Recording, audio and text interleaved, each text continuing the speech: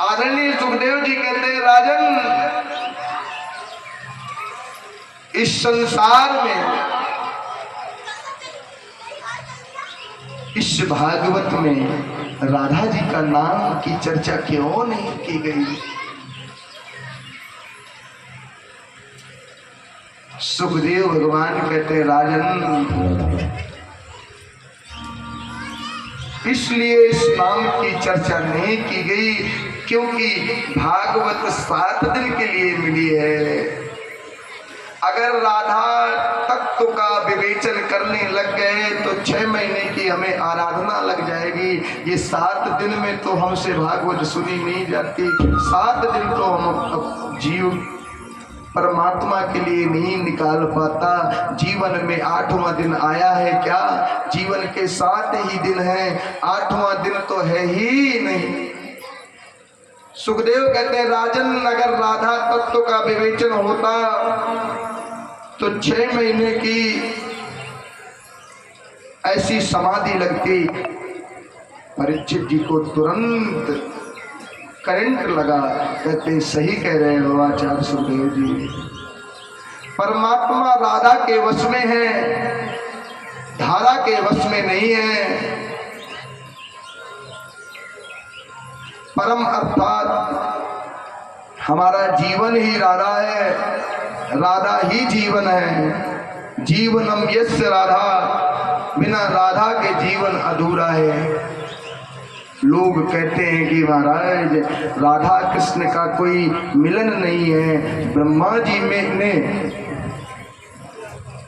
Bhandir one में, ब्रह्मा जी ने Bhandir one में राधा कृष्ण का विवाह कराया है, ये प्रमाण भागवत जी में आता है। और जिस भी व्यक्ति को अगर भागवत जी में राधा ना दिखे तो वो मनुष्य बनने का अधिकारी ही नहीं है, क्योंकि श्री माने होता है राधा। जहां जहां श्री शब्द आया है वो राधा शब्द को प्रादुर्बोध करता है। जिसको राधा ना दिखे, जिसको कृष्ण ना दिखे, वो भागवत का अधिकारी नहीं हो सकता, क्योंकि राधा ही भागवत है, भागवत ही राधा है, राधा ही कृष्ण है, कृष्ण ही राधा है। अन्यथा जो ज्यादा चिंतन करे वह भगवत का अधिकारी ही नहीं है। एक ही साधे सब सधे, सब साधे सब जाए। एक ही साधे सब सधे, सब साधे सब जाए। मैं आपको स्पष्ट कर दूं, इस समय कलयुग में भारत में प्रत्यक्ष केवल 2 ही देवता हैं।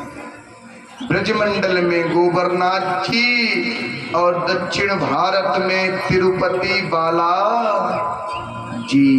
बालाजी भगवान की, जिन्हें हम ब्रजमंडल में गोवर्धन नाथ के नाम से जानते हैं, गिरिराज जी के नाम से जानते हैं। और इस भारत में सिर्फ 2 ही देवता हैं, ब्रजमंडल में गोवर्धन नाथ। इस कलयुग में सिर्फ 2 ही देवता हैं, ब्रजमंडल में गोवर्धन नाथ और दक्षिण भारत में मेरे तिरुपति वाले बालाजी, जिनको हम वेंकटेश प्रभु के नाम से जानते हैं।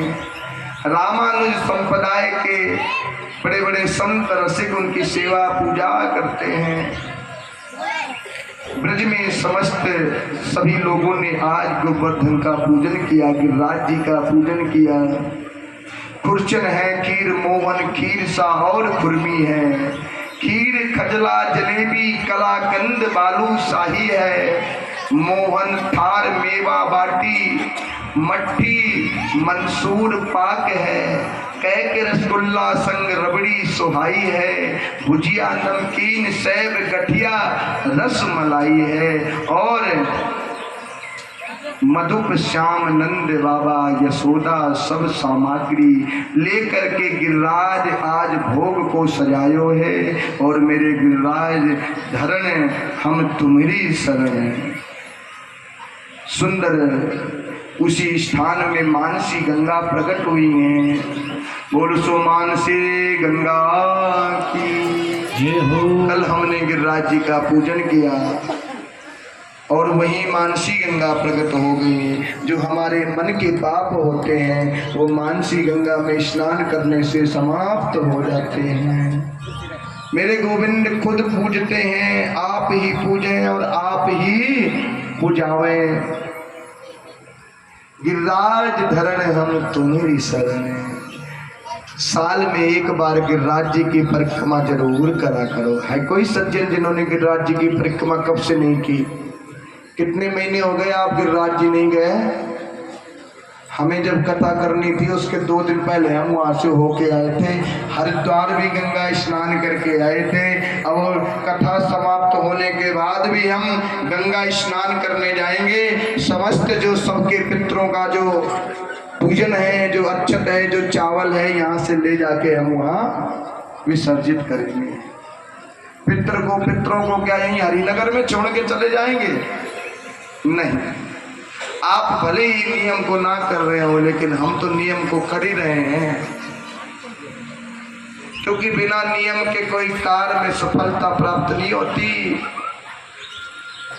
आज मेरे गोविंद ने गिरिराज जी को धारण किया है। बड़े सुंदर सुंदर प्रसंग आते हैं। ऐसो उदार जग माही, ऐसा कोई उदार नहीं है जग में जो बिना स्वार्थ के परमात्मा और संसार की सेवा कर सके। है कोई उदार? परमात्मा को भी स्वार्थ से बुलाता है। बिना स्वार्थ से आप परमात्मा को बुलाओ, याद आएगी